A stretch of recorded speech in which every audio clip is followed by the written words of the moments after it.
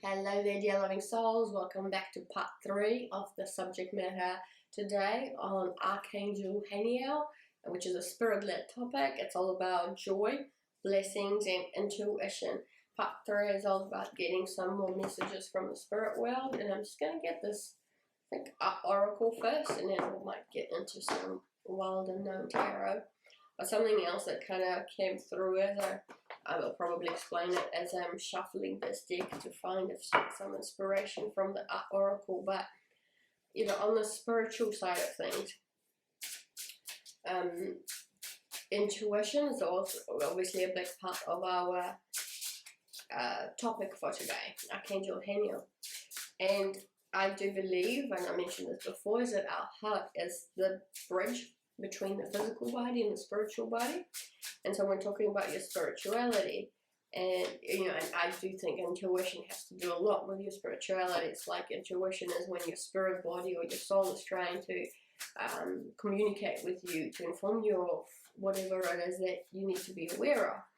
And so if you're not sure of a particular way forward, if you've got questions, if you have any kind of doubts, or you have a couple of options on the table or pathways to take, and you're not sure which way to go, tap into your intuition. And a physical way of doing that is like literally putting your hand or your hands on your heart and asking that question either in your mind or out loud through words, and just being laying out the options and just really hearing what your heart wants to say, sort of which of the options or which of the answers, yes or no or ABC, whatever it is, you apply it to your own circumstances, which one feels like it genuinely stands out, like it's a little bit more highlighted, it's a little bit more vibrant, and it's not coming from your mind, not your ego wanting you to go a particular way, but genuinely what your heart is telling you, what your spiritual body is telling you is the right way forward. Trust that and come back to that. Something I do is that if it doesn't come, I sometimes sense check my answer. So give it a day or 2 or 3 or a week or whatever, come back to the same question and see if you get the same answer or not, and ponder more about it, because at different times you might get slightly different enlightened thoughts or feelings or sensations. Alright, so on that we've got, and I hope I'm not going to butcher the names of these people, Ram Kulhas and Georgia O'Keefe. I'm going to get the guidebook on these two wonderful people to see what is it that they come here to share with us. Here we go, just bear with me for a moment. So the first one is actually Georgia O'Keefe. Alright, yeah, Georgia O'Keefe's contemporaries, influenced by Freud, viewed her flower paintings through a gynecological lens. O'Keefe still rolls in her grave when you compare her orchid to a vagina, disregarding her aesthetic range. The first woman to have a solo retrospective at New York's Museum of Modern Art, O'Keefe remains one of 20th century art's most significant artists, especially for her paintings of magnified desert vegetation. Her turbulent relationship with photographer Alfred Stieglitz resulted in archives of photos of the introverted O'Keefe, who moved to New Mexico in the second half of her life with the presumed motto of painting, not people. And she was born in the United States, 1887 to 1986. That's very interesting. So another confirmation of spending time, I think, in nature is going out. You might be interested in painting or photography of nature, stepping out into the nature and getting those tools up your sleeve and just going and finding some joy in that activity, because that's something that you may have done when you were younger, or something that you do, or you may not have done it before. So that might be a confirmation that you might need to hear at this point in time, in terms of what can you do in order to find your joy or find some kind of blessings in your life.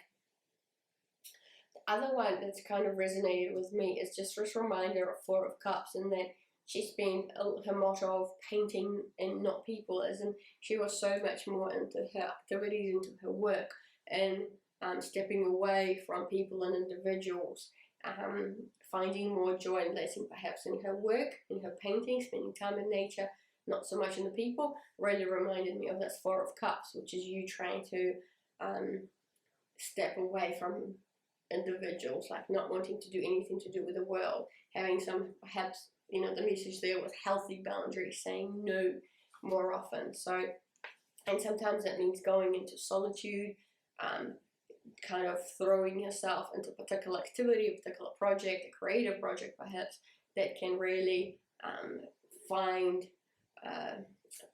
which one might be really good and fruitful for your soul. You know, if your soul is screaming out for it, that's probably where you will most find joy and blessing. So, and then we've got Ram Cool Hearts. What are you going to tell me today? Here we go. Born in Netherlands in 1944, okay? Before he was a Pritzker Prize-winning architect, Ram was a journalist and a writer, hailed for his retroactive Manhattan Manifesto, Delirious New York in 1972. Founder of architecture firm OMA and its research branch AMO, Ram mixes his practice with fashion, literature, and media, and builds on big, controversial ideas about the modern world. With graphic designer Bruce Mau, Cool has published SMLXL in 1995, a landmark tome that blends literary genres to present OMA projects and philosophies. Cool House's office is like a fertility clinic for talent, having produced some of the most innovative and demand architects working today.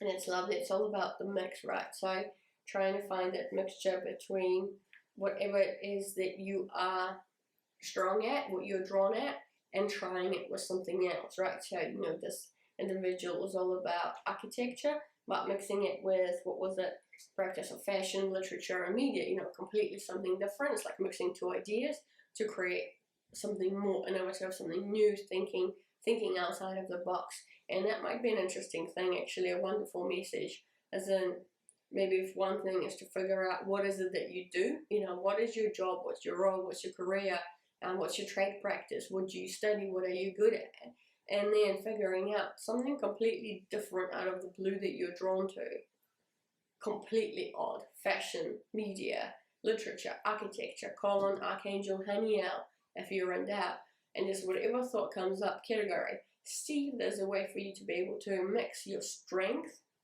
something that you're good at, with something that is completely out of the blue, something you've never tried, and see if there's a way you can mix those two to come up with some new, innovative, talented way of thinking or speaking or doing, or, you know, physical manifestation, actually creating something different.